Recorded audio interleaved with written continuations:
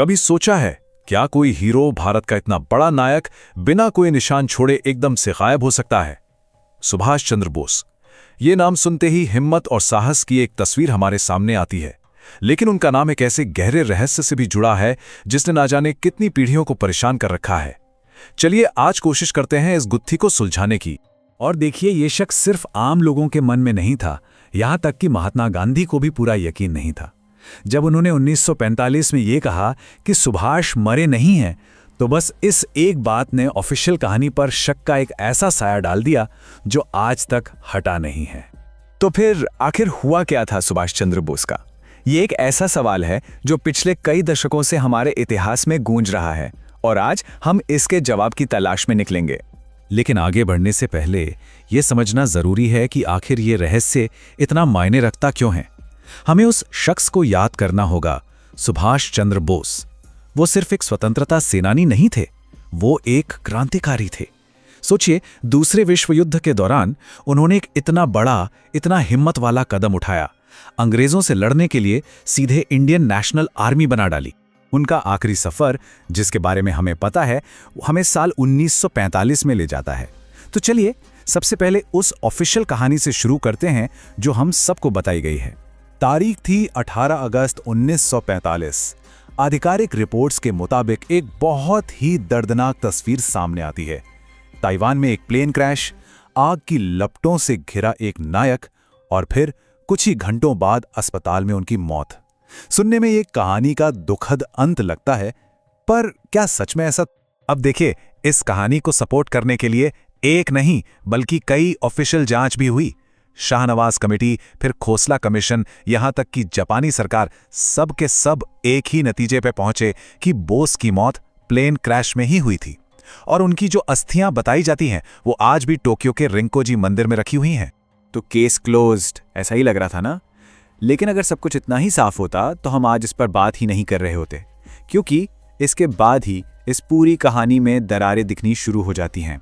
सवाल ये उठने लगा कि क्या ये सच में एक हादसा था या फिर ये एक बहुत सोची समझी प्लानिंग का हिस्सा था उनके बच निकलने का।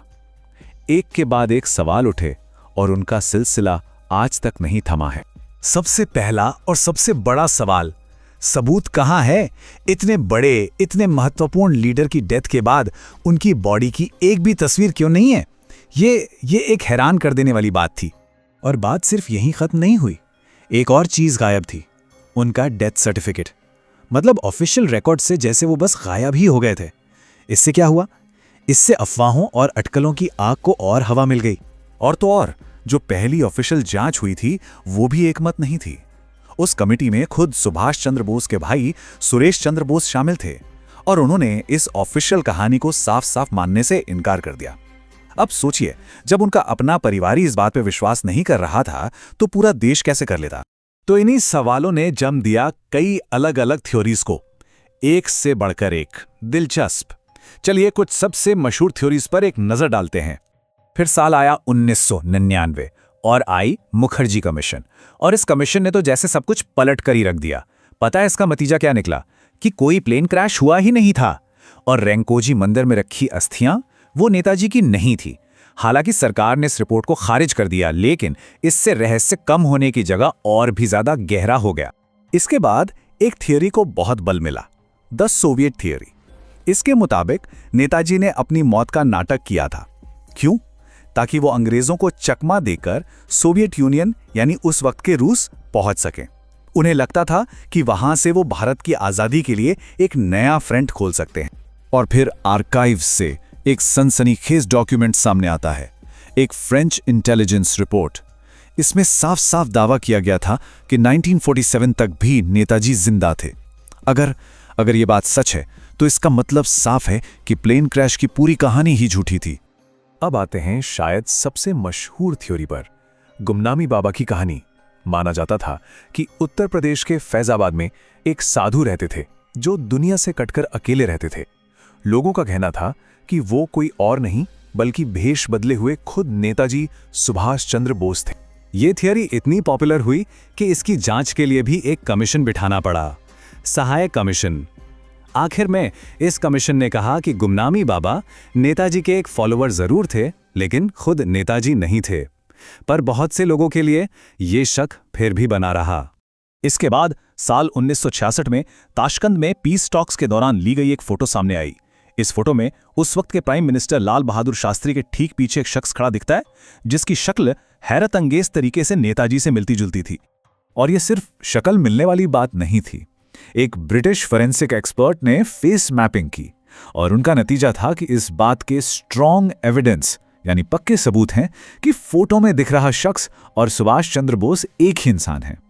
मतलब अब साइंस ने भी इस मिस्ट्री को और उलझा दिया था। तो इतने सारे सबूत, एक दूसरे के विपरीत जाती रिपोर्ट्स और इतनी सारी थ्योरीज के बाद हम आज खड़े कहाँ हैं? ये रहस्य अब तक रहस्य बना क्यों हुआ है? जवाब सीधा है।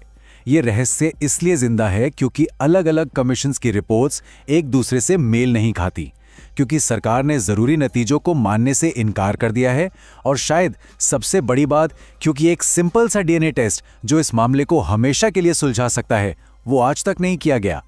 सवाल है क्यों? तो आखिर में हम क्या माने? एक दुखद हादसे की आसान सी कहानी या फिर एक छिपाए गए सच की परेशान कर देने वाली सच्चाई? सुभाष चंद्र बोस का रहस्य सिर्फ इतिहास की एक पहेली नहीं है, ये एक ऐसा सवाल है जिसका जवाब आज भी हम सब ढूंढ रहे हैं।